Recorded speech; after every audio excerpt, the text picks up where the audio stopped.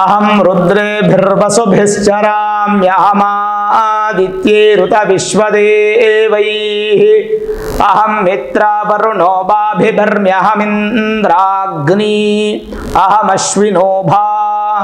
ಶ್ರೀ ಗುರುಭ್ಯೋ ನಮಃ. ಹರಿ ಓಂ.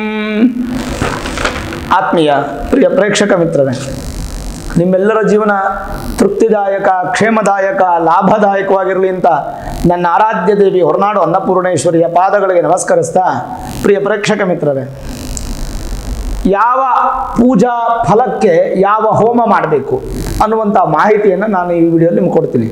ಒಟ್ಟು 35 ಹೋಮಗಳನ್ನು ನಾನು ಡೀಟೇಲ್ ಆಗಿ ನಿಮ್ಗೆ ತಿಳಿಸ್ಕೊಡ್ತೇನೆ. ಅದರಂತೆ ನಿಮಗೆ ಯಾವ ಸಮಸ್ಯೆ ಇದೆಯೋ, ನಿಮಗೆ ಯಾವ ದರದಲ್ಲಿ ಅನುಕೂಲ ಬೇಕೋ, ವಿದ್ಯಾರ್ಥಿಗಳಿಗೆ ವಿದ್ಯೆ ಬೇಕಂದರೆ ಅದಕ್ಕೆ ಪ್ರತ್ಯೇಕವಾದ ಒಂದು ಹೋಮ, ವ್ಯಾಪಾರ ವೃದ್ಧಿಗೋಸ್ಕರ, ಆರೋಗ್ಯಕ್ಕೆ ಒಂದು, ಹೀಗೆ ನಿಮಗೆ ಯಾವುದು ಅವಶ್ಯಕತೆ ಇದೆಯೋ ಅದಕ್ಕೆ ಸಂಬಂಧಪಟ್ಟಂಥ ಹೋಮವನ್ನು ಮಾಡಿಸ್ಕೊಂಡು ಆ ಫಲವನ್ನು ಪಡೀರಿ. ಮತ್ತು ಏನೇನು ಸಮಸ್ಯೆಗಳನ್ನು ದೂರ ಮಾಡ್ಕೊಳ್ಬೇಕು, ಏನೇನು ವರಗಳನ್ನು ಪಡಿಬೇಕು ನೋಡಿ. ಭಗವಂತ ಒಂದು ಮಾತು ಹೇಳ್ತಾನೆ, ಮನುಷ್ಯ ನಾನು ನಿನಗೆ ಪ್ರತಿಯೊಂದನ್ನು ಕೊಟ್ಟಿದ್ದೇನೆ. ಇರಲಿಕ್ಕೆ ಭೂಮಿ, ಕುಡಿಲಿಕ್ಕೆ ನೀರು, ಮರ ಗಿಡ, ಗಾಳಿ, ಬೆಟ್ಟ ಕಲ್ಲು ಗುಡ್ಡ, ಪ್ರತಿಯೊಂದನ್ನು ಈ ಭೂಮಿ ಮೇಲೆ ನಿನಗೋಸ್ಕರ ನಾನು ಕೊಟ್ಟಿದ್ದೀನಿ. ಇದಕ್ಕಿಂತ ಅಧಿಕವಾಗಿ ನಿನಗೇನಾದರೂ ಬೇಕಾದರೆ ನೀನು ಅಗ್ನಿಯ ಮುಖಾಂತರ ಪಡ್ಕೋ, ಆದರೆ ಹೋಮವನ್ನು ಮಾಡಿ ಆ ಫಲವನ್ನು ನೀನು ಪಡ್ಕೋ ಅಂಥೇಳಿ ಆ ಭಗವಂತ ಮನುಷ್ಯನಿಗೆ ಅಗ್ನಿಯನ್ನು ಕೊಟ್ಟು ವರವನ್ನು ಕೊಡ್ತಾನೆ. ಹಾಗಾದರೆ ನೋಡೋಣ ಯಾವ್ಯಾವ ಹೋಮ ಮಾಡೋದ್ರಿಂದ ಏನೇನು ಫಲ. ನಿಮಗೇನಾದರೂ ಕೆಟ್ಟದ್ದಾಗಿದೆಯಾ, ಮಾಟ ಮಂತ್ರ ಆಗಿದೆಯಾ, ಪ್ರೇತ ಬಾಧೆ ಮತ್ತು ಕೆಟ್ಟದ್ದು ತೊಂದರೆಗಳು, ಸಂಮೋಹನ, ವಶೀಕರಣ, ಆಕರ್ಷಣೆ ಈ ಥರ ಆಗಿದ್ದರೆ ಅದಕ್ಕೆ ಮಹಾ ಸುದರ್ಶನ ಹೋಮವನ್ನು ಮಾಡಿಕೊಳ್ಳುವಂಥದ್ದು. ಅಂದರೆ ಕೆಟ್ಟದ್ದನ್ನು ನಿವೃತ್ತಿ ಮಾಡಲಿಕ್ಕೆ ಮಹಾ ಸುದರ್ಶನ ಹೋಮ, ಇದು ಮೊದಲನೇದು. ಎರಡನೇದು ಅಕಾಲಿಕ ಮರಣ, ಆಕ್ಸಿಡೆಂಟ್ಸು, ಮತ್ತು ಜಾತಕದಲ್ಲಿ ಏನಾದರೂ ಪ್ರಾಣಗಂಡ ದೋಷಗಳು, ಯಾವಾಗಲೂ ಬೀಳ್ತಾ ಇರೋದು, ಏಟು ಮಾಡ್ಕೋತಾ ಇರೋದು, ವಾಹನಗಳಲ್ಲಿ ಆಕ್ಸಿಡೆಂಟು ಇತ್ಯಾದಿ ಈ ಥರ ತೊಂದರೆಗಳಿದ್ದವರು ಮಹಾಮೃತ್ಯುಂಜಯ ಹೋಮ ಜಪ ಸಮೇತ ಮಾಡಿಕೊಳ್ಬೇಕು. ಇನ್ನು ಚರ್ಮ ವ್ಯಾಧಿಗಳು ಇರ್ತಕ್ಕಂಥವ್ರಿಗೆ, ಕುಷ್ಠರೋಗ ಮತ್ತು ಆರೋಗ್ಯದಲ್ಲಿ ಸಮಸ್ಯೆ ಇರ್ತಕ್ಕಂಥವ್ರಿಗೆ, ಮತ್ತು ದೀರ್ಘವ್ಯಾಧಿ ಕ್ರಾನಿಕ್ ಡಿಸೀಸ್ ಇರುವಂಥವ್ರಿಗೆ, ಈ ಥರದ ತೊಂದರೆ ಇರ್ತಕ್ಕಂಥವ್ರಿಗೆ ಅಭಯಂಕರ ಹೋಮ. ಯತ ಇಂದ್ರ ಭಯಾಮಹೇ ತಥೋ ನೋ ಅಭಯಂಕೃಧಿ ಮಘವಂಚಗ್ಧಿತವತನ್ನ ಊತಯೇ ವಿದ್ವಿಷೋ ವಿಮೃದೋ ಜಹಿ ಸ್ವಾಹ. ಅಭಯಂಕರ ಹೋಮ ಅದನ್ನು ಮಾಡಿಕೊಳ್ಳುವಂಥದ್ದು. ಇನ್ನು ಆಕಸ್ಮಿಕವಾದ ಮರಣ ಅಂದರೆ ದಿಢೀರಂತ ಮರಣ ಆಗೋಗುತ್ತೆ ಅಥವಾ ದಿಢೀರಂತ ಮರಣ ಬರುವಂಥ ಸಾಧ್ಯತೆಗಳಿರುತ್ತೆ ಅಂಥವರು ತ್ರಯಂಬಕ ರುದ್ರ ಹೋಮ. ನಿಮಗೆ ಗೊತ್ತೇ, ತ್ರಯಂಬಕಂ ಯಜಾಮಹೇ ಸುಗಂಧಿಂ ಪುಷ್ಟಿವರ್ಧನಂ ಉರ್ವಾರುಕಮಿವ ಬಂಧನಾನ್ ಮೃತ್ಯೋರ್ಮೃಕ್ಷೀಯಮಾಮೃತಾತ್. ಈ ಹೋಮನ ಮಾಡ್ಕೊಳ್ಳುವಂಥದ್ದು. ಕೃತ್ರಿಮ ಬಾಧೆ, ಯಾರಾದರೂ ಮಾಟ ಮಂತ್ರ ಮಾಡಿದರೆ, ಮನೆ ಹಾಳಾಗಲಿ, ವಂಶ ಹಾಳಾಗಲಿ ಅಂತ ಮಾಡಿದರೆ, ಮತ್ತು ದೊಡ್ಡ ದೊಡ್ಡ ಅನಿಷ್ಟಗಳು, ಮಹಾನಿಷ್ಟಗಳು ಅನ್ನುವಂಥದ್ದು ನಿಮಗೆ ಬರ್ತಾ ಇರ್ತಿದ್ರೆ ಅಥವಾ ಬಂದಿದ್ದರೆ ಅಂಥವರು ದುರ್ಗಾ ಹೋಮವನ್ನು ಮಾಡಿಕೊಳ್ಳುವಂಥದ್ದು. ಇದರಲ್ಲೇ ವನದುರ್ಗಾ ಹೋಮ, ನವದುರ್ಗಾ ಹೋಮನು ಮಾಡಿಕೊಳ್ಬೋದು. ಮತ್ತು ಸರ್ಪದೋಷಗಳ ಪರಿಹಾರ, ಸಂತಾನ ದೋಷ ಪರಿಹಾರ, ವಿವಾಹ ದೋಷ ಪರಿಹಾರಕ್ಕೋಸ್ಕರ ಆಶ್ಲೇಷ ಬಲಿ ಪೂಜೆ ಮತ್ತು ಹೋಮವನ್ನು ಮಾಡಿಸ್ಕೊಳ್ಳುವಂಥದ್ದು. ಇದು ಆರನೇದು. ಏಳನೇದು ಶಸ್ತ್ರಚಿಕಿತ್ಸೆಗಳು, ಪದೇ ಪದೇ ಆಪರೇಷನ್ಗಳು ಆಗ್ತಾ ಇದೆ, ಆರೋಗ್ಯ ತುಂಬ ಕಷ್ಟ ಆಗ್ತಿದೆ, ದೇಹ ಜರ್ಜರಿತವಾಗ್ತಿದೆ, ವಾಹನ ಅಪಘಾತ ಆಗ್ತಿದೆ ಅಂಥವರು ಸುಬ್ರಹ್ಮಣ್ಯ ಹೋಮವನ್ನು ಮಾಡುವಂಥದ್ದು, ಸ್ಕಂದ ಹೋಮ ಅಂತ ಕೂಡ ಕರಿತೀವಿ ಸಂಸ್ಕೃತದಲ್ಲಿ. ಇನ್ನು ಸಾಲಬಾಧೆ ನಿವಾರಣೆಗೆ ವರುಣ ಹೋಮ ಅಂತ ಹೇಳ್ತೀವಿ. ವರುಣ ಹೋಮ ತತ್ವಾಯಾಮಿ ಬ್ರಹ್ಮಣ ವಂದಮಾನಸ್ತದಾಶಾಸ್ತೆ ಯಜಮಾನೋ ಹವಿರ್ಭಿಃ ಅಹೇಳಮಾನೋ ವರುಣೇಹ ಬೋಧೃಷಕಂ ಸಮಾನ ಆಯಃ ಪ್ರಮೋಷೀಃ. ವರುಣ ಮಂತ್ರ, ಈ ವರುಣ ಮಂತ್ರದಿಂದ ಹೋಮ ಮಾಡ್ಕೊಳ್ಳೋದ್ರಿಂದ ಸಾಲಬಾಧೆ ಅನ್ನುವಂಥದ್ದು ನಿವೃತ್ತಿ ಆಗುತ್ತೆ. ಮತ್ತು ಈ ಶಸ್ತ್ರಗಳಿಂದ ಭಯ, ಆಯುಧ ಭಯ ಮತ್ತು ಶಸ್ತ್ರಗಳಿಂದ ತೊಂದರೆ ಆಗಿದ್ದರೆ, ಆಗುವಂಥ ಸಾಧ್ಯತೆಗಳಿದ್ರೆ, ಮತ್ತು ವಾಹನಗಳಿಂದ ಅಪಘಾತಗಳು ಪದೇ ಪದೇ ಆಗ್ತಾ ಇದ್ದರೆ ಅದೆಲ್ಲ ಪಾರಾಗೋದಕ್ಕೆ ವನ್ಹಿ ಹೋಮ ಅಂತ ಬರುತ್ತೆ. ವನ್ಹಿ ಅಂತಂದರೆ ಅಗ್ನಿ ಅಂತ ಹೇಳ್ತೀವಿ, ಹಾಗಾಗಿ ವನ್ಹಿ ಹೋಮ ಮಾಡುವಂಥದ್ದು.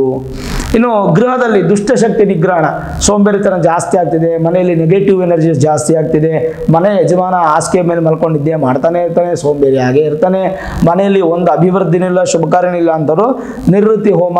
ಎತ್ತೇ ದೇವಿ ನಿರೃತಿರಾಭವನ್ ದದಾಮಗ್ರೀವಾ ಸ್ವವಿಚರ್ತ್ಯಂ ಇದಂತೆ ತದ್ವಿಶ್ಯ ಧಾಮ್ಯ ಯಶೋನ ಮಧ್ಯಾತದ ರೀವಪ್ಪಿತು ಮಧ್ಯ ಪ್ರಮುಕ್ತ. ಈ ಒಂದು ವಿಶೇಷವಾಗಿರ್ತಕ್ಕಂಥ ಮಂತ್ರದಿಂದ ಹೋಮನ ಮಾಡುವಂಥದ್ದು ನಿವೃತ್ತಿ ಮಂತ್ರ. ಇನ್ನು 11ನೇದು ಸಕಲ ಕಾರ್ಯಗಳ ಸಾಧನೆ, ಅಂದರೆ ಎಲ್ಲ ಕೆಲಸಗಳು ನಿರ್ವಿಘ್ನವಾಗಿ ನಡೆಯೋದಕ್ಕೆ. ನಿಮ್ಗೇನಾದ್ರು ಕೆಲಸದಲ್ಲಿ ಸಸ್ಪೆನ್ಷನ್ ಆಗಿದ್ರೆ, ಡಿಸ್ಮಿಸ್ ಆಗೋ ಥರ ಇದ್ದರೆ, ವೃತ್ತಿಯಲ್ಲಿ ತೊಂದರೆ ಇದ್ದರೆ ಗಣಹೋಮ, ಗಣಪತಿ ಹೋಮವನ್ನು ಮಾಡೋದು. ಇದರಲ್ಲಿ 1 ಕಾಯಿ 2 ಕಾಯಿ ಈ ಥರ ಗಣಪತಿ ಹೋಮ, ಮೋದಕ ಹೋಮ, ದುರ್ಗಾ ಹೋಮ, ಅಷ್ಟದ್ರವ್ಯ ಹೋಮ, ಲಾಜಾ ಹೋಮ ಈ ಥರದ್ದೆಲ್ಲ ಮಾಡ್ಕೋಬೋದು. ಇನ್ನು 12ನೇದು ನೆನಪಿನ ಶಕ್ತಿ ಕಡಿಮೆ ಆಗ್ತಾ ಇದ್ದರೆ, ಮತ್ತು ಬಾಯಿ ತೊದಲು ಮಾತು, ತೊದಲು ಅಂತ ಹೇಳ್ತೀವಲ್ಲ, ಆ ಥರ ತೊದಲೇನಾದರೂ ಇತ್ತಂದರೆ ಅಂಥವ್ರು ಪುರುಷ ಸೂಕ್ತ ಹೋಮವನ್ನು ಮಾಡ್ಕೊಳ್ಳಿ, ಇದು ಭಾಳ ಒಳ್ಳೆಯದು. ಜೊತೆಗೆ ಗಂಡು ಮಕ್ಕಳಿಗೆ ಸ್ಪರ್ಮ್ಸು ಅಂದರೆ ವೀರ್ಯ ಉತ್ಪಾದನೆ ಆಗ್ತಾ ಇಲ್ಲ ಅಂತಂದರೆ ಪುರುಷ ಸೂಕ್ತ ಹೋಮವನ್ನು ಮಾಡಿಕೊಂಡ್ರು ಕೂಡ ಒಳ್ಳೆಯ ಫಲ. ಇನ್ನು ಅಪಘಾತ, ರಾಹುವಿನ ಸಮಸ್ಯೆ, ಜಾತಕದಲ್ಲಿ ಏನಾದರೂ ರಾಹು ದೋಷಗಳು, ಗರ್ಭ ದೋಷಗಳು ಮತ್ತು ನರದ ದೋಷಗಳಿತ್ತಂದರೆ ಅಂಥವರು ಶ್ರೀ ದುರ್ಗಾ ಹೋಮ ಅಂತ ಮಾಡ್ಕೊಂಡು ದುರ್ಗಾ ಸೂಕ್ತ ಹೋಮವನ್ನು ಮಾಡಿಕೊಳ್ಳುವಂಥದ್ದು.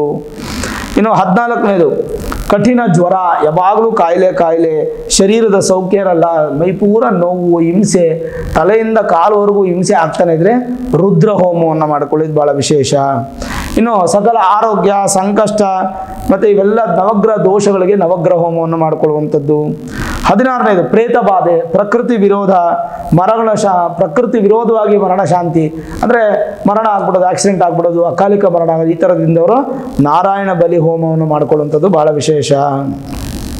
ಇನ್ನು ಪ್ರಾಣಿಗಳಿಂದ, ಪಕ್ಷಿಗಳಿಂದ ದೋಷಗಳಾಗಿದ್ದರೆ, ಮತ್ತು ಪ್ರಾಣಿ ಪಕ್ಷಿಗಳು ಮನೆ ಒಳಗಡೆ ಬಂದಿದ್ರೆ, ಉದಾಹರಣೆಗೆ ಗೂಬೆ ಮನೆ ಒಳಗೆ ಬಂದ್ಬಿಟ್ಟಿರುತ್ತೆ, ಕಾಗೆ ಮನೆ ಒಳಗೆ ಬಂದ್ಬಿಟ್ಟಿರುತ್ತೆ, ಅಥವಾ ಯಾವುದೋ ಬರದೇ ಇರತಕ್ಕಂಥ ಪ್ರಾಣಿ ಹಂದಿ ಮನೆ ಒಳಗೆ ಬಂದ್ಬಿಟ್ಟಿರುತ್ತೆ, ಈ ಥರದ್ದು ಪ್ರಾಣಿಗಳೇನಾದರೂ ಮನೆಗೆ ಬಂದು, ಪಕ್ಷಿಗಳೇನೋ ಮನೆಗೆ ಬಂದು ಮನೆ ಅಶೌಚ ಆಗಿದ್ದರೆ ಅಂಥವರು ಅಘೋರ ರುದ್ರ ಹೋಮವನ್ನು ಮಾಡಿಕೊಳ್ಳುವಂಥದ್ದು ಭಾಳ ಮುಖ್ಯ.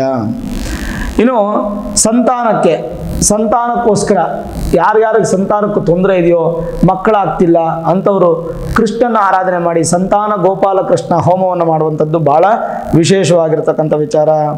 ಇನ್ನೊಂದು 19ನೇ ವಿಚಾರ, ಕೆಟ್ಟ ನಕ್ಷತ್ರದಲ್ಲಿ ಒಂದು ಮಗು ಹುಟ್ಟಿದರೆ, ದುಷ್ಟ ನಕ್ಷತ್ರದಲ್ಲಿ ಮಗು ಹುಟ್ಟಿದರೆ, ಆ ದುಷ್ಟ ನಕ್ಷತ್ರ ಜನನ ಶಾಂತಿ ಅನ್ನುವಂಥದ್ದಕ್ಕೆ ನಾವು ಗೋಮುಖ ಪ್ರಸವ ಶಾಂತಿ ಅನ್ನುವಂಥ ಒಂದು ಹೋಮವನ್ನು ಮಾಡಿಕೊಳ್ಳುವಂಥದ್ದು. ಇದು ಭಾಳ ವಿಶೇಷವಾಗಿರ್ತಕ್ಕಂಥದ್ದು. ಮಗು ಹುಟ್ಟಿದ ಕೂಡಲೇ ಜಾತಕವನ್ನು ತೋರಿಸ್ಕೊಂಡು ಅರಿಷ್ಟ ದೋಷಗಳಿದ್ರೆ ಇದನ್ನು ಪರಿಹಾರ ಮಾಡ್ಕೋಬೇಕು. ಆಮೇಲೆ ಮಾಡಬಾರ್ದು ಪಾಪಗಳನ್ನು ಮಾಡಿದ್ದೀವಿ, ಸುಳ್ಳು ಹೇಳಿದ್ದೀವಿ, ಕೆಟ್ಟ ಕೆಲಸ ಮಾಡಿದ್ದೀವಿ, ಕೊಲೆ ಮಾಡಿದ್ದೀವಿ, ಮೋಸ ಮಾಡಿದ್ದೀವಿ, ಕಳ್ತನ ಮಾಡಿದ್ದೀವಿ, ಒಬ್ರು ಯಾರೋ ನಮ್ಮಿಂದ ನಾವು ಅದಕ್ಕೆ ಕಾರಣರಾಗಿದ್ದೀವಿ ಸಾಯೋದಕ್ಕೆ, ಅಥವಾ ನಮ್ಮಿಂದ ಅವ್ರ ವಂಶನಾಶ ಆಯಿತು, ಈ ಥರದ್ದೇನಾದರೂ ನಿಮಗೆ ಪ್ರಾಯಶ್ಚಿತ್ತ ಇದ್ದರೆ ಅದಕ್ಕೆ ಕೂಷ್ಮಾಂಡ ಪ್ರಾಯಶ್ಚಿತ್ತ ಹೋಮ ಅಂತ ಬರುತ್ತೆ, ಅದನ್ನು ನೀವು ಮಾಡ್ಕೊಳ್ಬೇಕಾಗತ್ತೆ.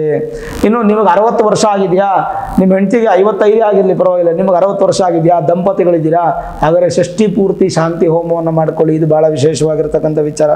ಇನ್ನು 70 ವಯಸ್ಸು ನಿಮಗಾಗಿದೆಯಾ, ನಿಮ್ಮ ಹೆಂಡತಿಗೆ 65 ಇರಲಿ, 60 ಇರಲಿ, ಅಥವಾ 68 ಇರಲಿ, ನಿಮಗೆ 70 ವಯಸ್ಸಾಗಿದೆಯಾ, ದಂಪತಿಗಳಿದ್ದೀರಾ, ಅವಾಗ ನೀವು ವಿಶೇಷವಾಗಿ ಉಗ್ರರಥ ಶಾಂತಿ ಅನ್ನುವಂಥದ್ದನ್ನು ನೀವು ಮಾಡಿಕೊಳ್ಬೇಕು.